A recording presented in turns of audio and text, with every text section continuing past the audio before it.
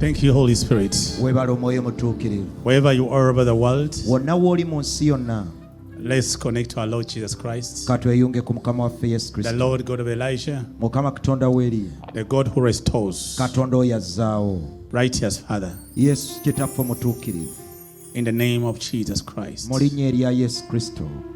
As we gather, we gather in your name. With righteous Jesus, allow us to gather in your name, that your presence may dwell in our midst, to cause all your goodness. Respond to us, Lord, with your kindness and mercy. In the name of Jesus Christ we pray. Amen. Wherever you are, be blessed in the name of Jesus. This moment God has said to listen in and say, what are you saying? What's the desire of your heart?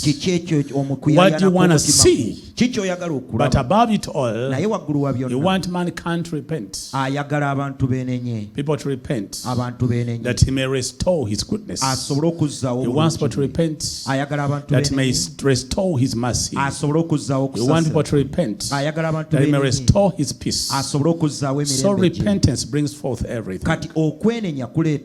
Through repentance, genuine repentance and sincerity, God restores. Because in repentance, you just say, Lord, forgive me, and then you justify the reason why you should be forgiven. Oh, you sin, and then you say, Lord, I've sinned because of this, that, and that, and that. When you give reasons, it means you have not repented. You're still justifying yourself. The reason why we repent and ask for forgiveness is that we declare our weakness before our God, and that we need help.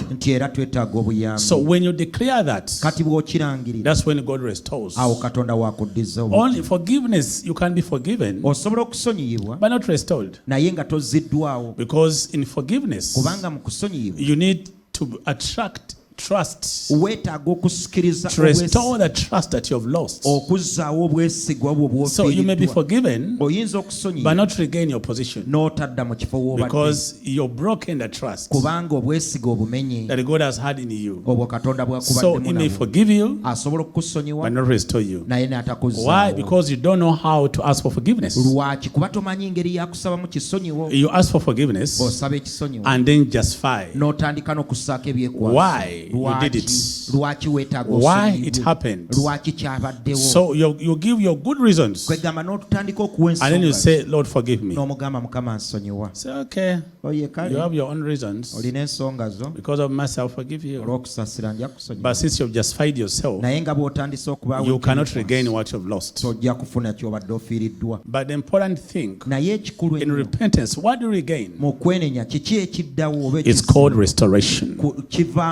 When you say, I'm going to repent, it means you're seeking the face of God to cause restoration. You know, you may fall and not know that you're fallen, and you think you're still at the level where you were, yet you're fallen. But when you feel you're not in your position and things are not going the way you expect them to go, the issue is repent. When you repent sincerely, genuinely. You don't just say because you just want something as well, but because you need God's mercy. Repentance means you have realized your weakness. You have realized your mistakes, and that you need help to be restored.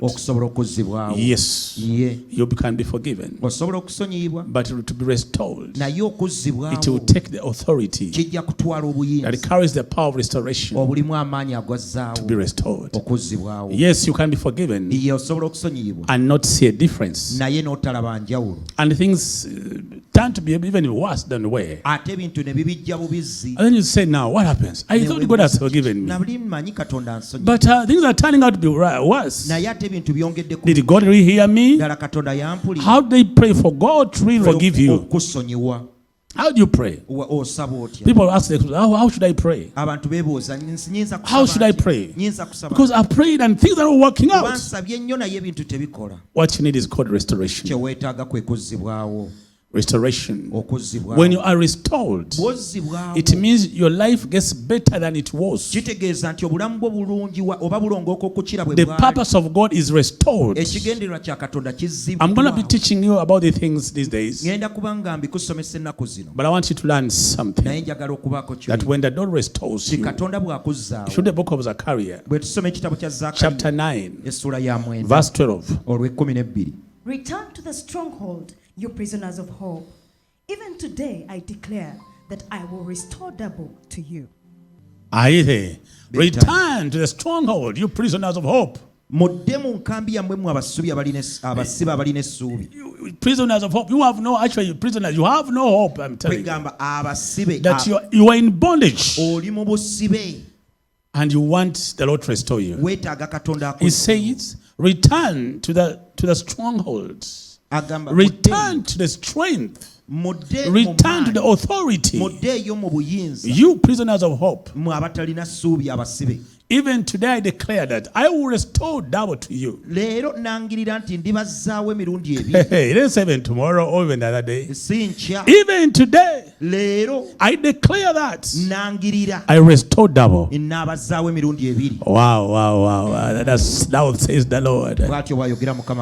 Are you there? You just check the example of Job.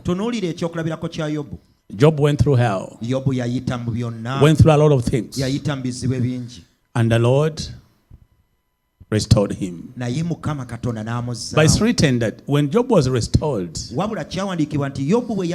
had a better life than that he had before. The topic is restoration call. Restoration call. Let's go in the book of Job. Chapter 42 verse 10. Job chapter 42 verse 10. Yes. And the Lord restored Job's losses when he prayed for his friends. Indeed, the Lord gave Job twice as much as he had before. Yes. Indeed, God gave Job twice as much as he had before. And the Lord restored Job's losses when he prayed to his friends, for his friends. Indeed, the Lord gave Job twice as much as he had before. When God restored Job twice, it was not just like where he was. It was twice. And guess what? Job had to first repent and said, Lord, I have been hearing of you. Hey, remember this a man who worshipped God, and God said, do you know I have a man down there called Job? But when he came to repentance, he said, Lord, I used to just hear of you. But now I've seen you. I've realized how unworthy I am. He didn't complain, God, oh, you know, I've gone through a lot. I've lost my children. I've done it. No. Those who are no longer children, those who are now women and men who are grown. He was no longer rejoicing because they kept sinning every time and this and that. But God gave him children more beautiful than ever. Nice, and he saw at his old age was seeing kids, his own blood. Calling daddy, jumping on him. You will see kids now. Hey, and he said God gave him wealth more than he had before. Peaceful life more than it was before. So restoration means something more than you think. You may ask for forgiveness. Yes, the Lord will forgive you. He will forgive you. But to restore you, you need to show him that you need it. You don't just wait. You show him that you need it. And how do you need it? By trusting his authority. And what authority is that? Jesus.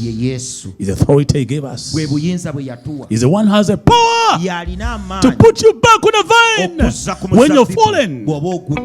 When we turn away and he turns his face away from us, darkness takes over. Sickness comes in to kill. Bad everything. You look at bad of a hell out of people. Are they? People are filled with hell. And I'm assigned to come and kick it out of them. I'm here to kick hell out of everybody. In the name of Jesus. So what am I saying? Restoration. We are praying and fasting. But what are we praying for? To be forgiven? Yes, we can be forgiven. But when you stop at forgiveness, at forgiveness alone, you are at a low level. Total forgiveness comes with restoration. You are restored when man sinned against God. Man was forgiven. God forgave Adam and Eve, but he never restored them. That's why you had to bring Christ Jesus as a ransom to cause restoration of man by the power of the Holy Spirit. Yes, God forgave them from the time of Adam, from the time of Zachariah, from the time of Noah, the time of Adam to the time of Zachariah. I can even say to the time of Jesus, my King. God had forgiven them, but he had not restored them. So that Christ the Messiah may come and cause restoration. When man falls short of the grace, man used to relate with God friendly. They used to talk intimately. He could hear him speak like a fellow man. Man in the image of God. The godliness of God was in man. But when man sinned, he falls short of the grace. He falls short of the grace. Yes. God forgave them, they did die. But they lost the dominion. It was not restored. So Moses came with laws. Because God could not speak to man the way he used to. He said, let me give man away, because I will strike this man. And when it came to Noah, he tried them down. During the time of Noah, he gave them some beatings. Because men were turning away from the Most High, doing every foolish thing. So he said, okay, let me give them a fellow man, Moses, to give them laws. Let them follow the laws. Moses wrote laws. Hey, they are not only 10 commandments. The man wrote laws and he forgot some of them. And he broke them himself. So that was Moses. He wrote laws. Whatever he could think about, whatever could not know him could become a law. And they could stone people to kill them. So, meaning that God forgave man. That's why he kept sending them prophets, sending them kings and judges. But man was not restored till the time of King Jesus. Jesus had to pay a ransom. The authority of Jesus was to cause restoration. Understand that. Jesus came from the lineage of David. David, yes, you can say David sinned and sinned. But the heart of David, it is said it was after the heart of God. Do you know what they mean by being after the heart of God? David, the relationship of David with God was his first priority. Nothing was he putting above that relationship. David, even when the prophets rebuked him, he never evoked his kingly authority. He turned to the Lord and said, Father, in sin I was brought forth. Forgive my unrighteousness. Purge me, I'll be whiter than snow. I was in the conception, my mother conceived me out of sin. I feel the sinful impulse. It disconnects me from you, my God. So David wrote his sins down. He wrote his prayers down and published them. He was not afraid of what man will say. He was not disturbed what humans will think about this king. His relationship with God was a first purity. That's why they say a man after God is heart. Not because he was too righteous, but his heart was after God as a first purity. That relationship was the first thing.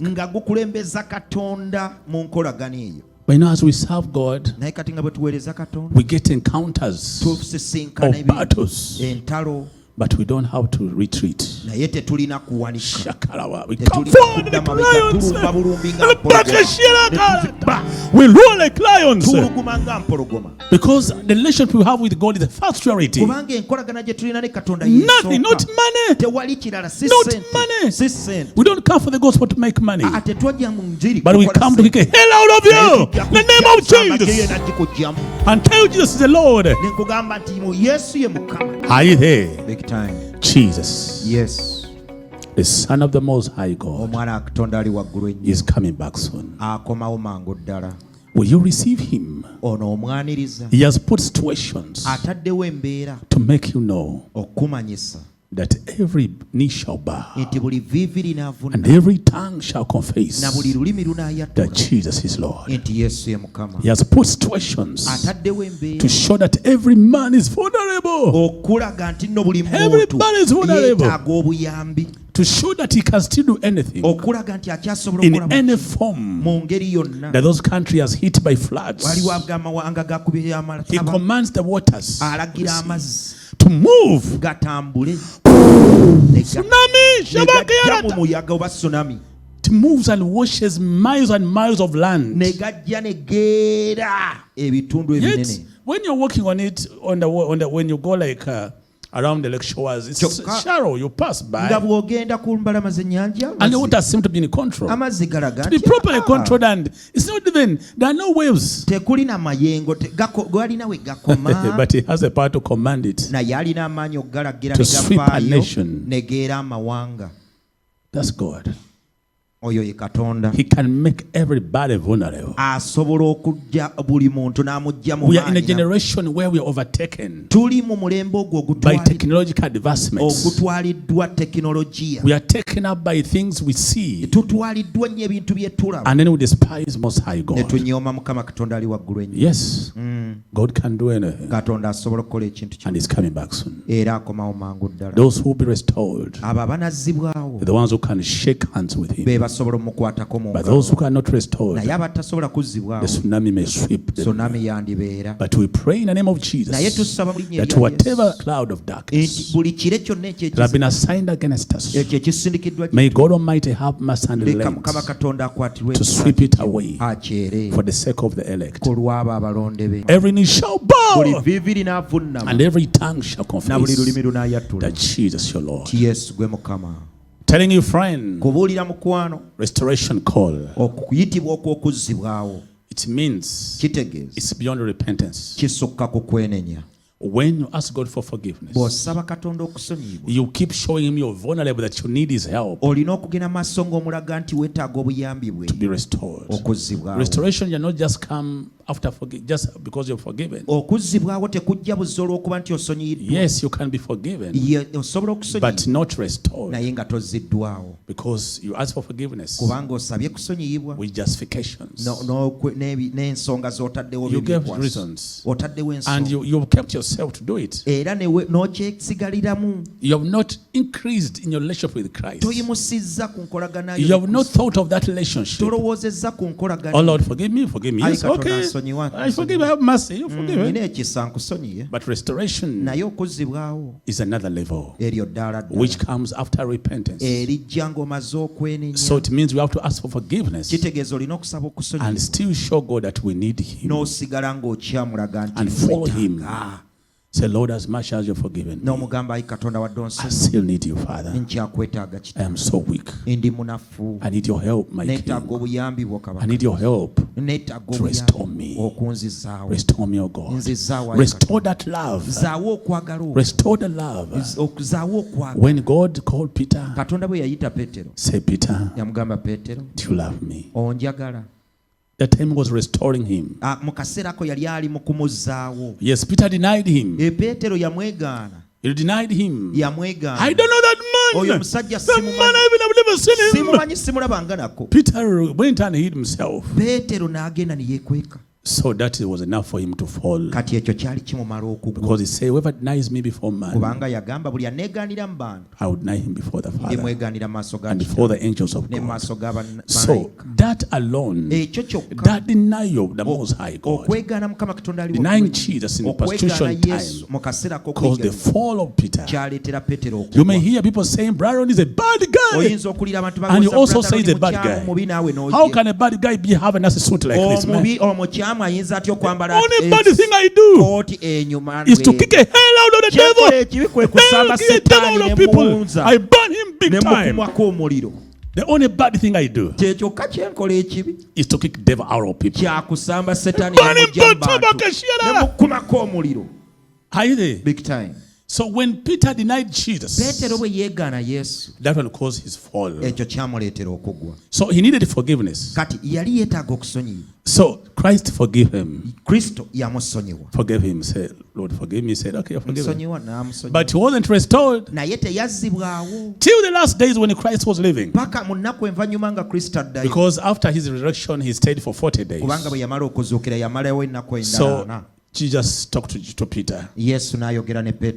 Peter, son of Jonah, do you love me?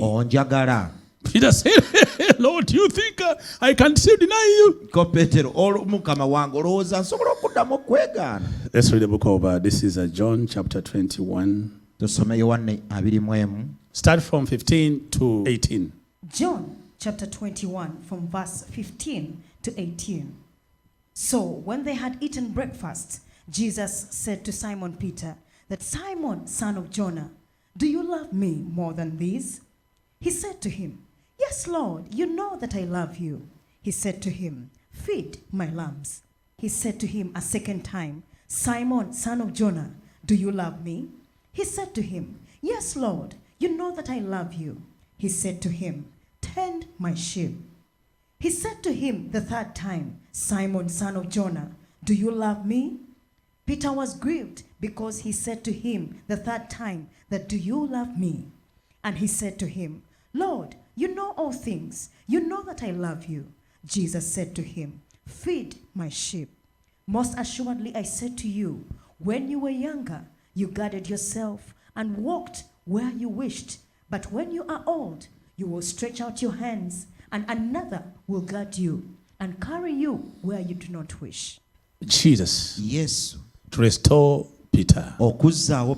He asked him the same thing. And the bottom line of it was love.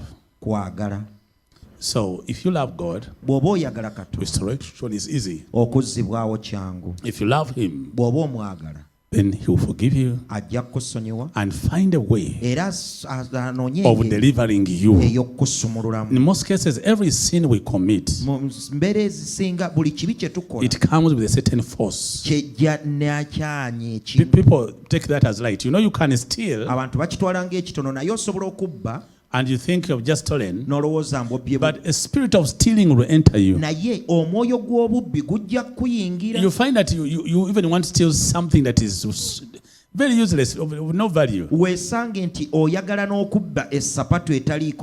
want to steal.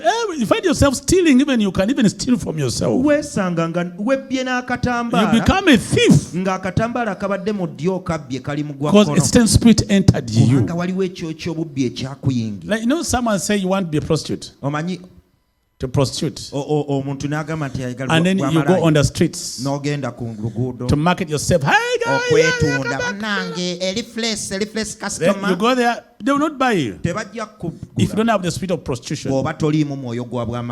So when the spirit of prostitution enter you, they will buy you every minute because the spirit of prostitution has entered you. So these sins are managed by certain spirits. So you may be forgiven, but you need to be delivered. Just like you pray for someone who is sick, say, be healed in the name of Jesus. The person is healed. But when you're healed, it's not necessarily that you're delivered. The disease can come back again because you are not delivered. You got healed, but you are not delivered. So unless you're healed and delivered, that's when you can maintain it. So that's why I'm saying you can be forgiven but not restored. Restoration is the other point, the other level, that you ask for forgiveness and you've acquired it in genuineness. And to be restored, you need to put your hand up. Because when you fall, you say, I've fallen. Okay. Say, okay. Come and help me and lift me up from where I've fallen. Okay, they will come. There's a lady who was in a sitting room. Then she heard something with bang. Boom. In the sitting room. Said, hey, what's that? The guy said, my coat has fallen. Said, how can a coat make such a big bang? Yes, I was inside the coat. He didn't fall, but it's a coat that fell. So you can see such kind of pride in man. Are you there? Big time. So when you fall, God will say, hey, you're fallen. But you're not hurt. I've healed you. But are you comfortable with where you are? He said, no, Lord, here is my hand. Help me and lift me out of this ditch.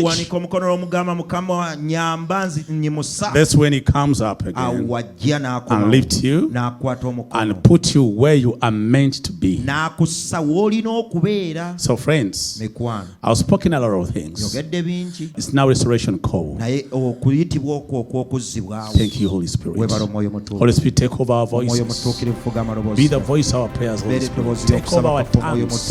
Take over our minds to pray in accordance to the will of God. That we not pray our own will, but pray for the will of God to happen. Thank you, Jesus.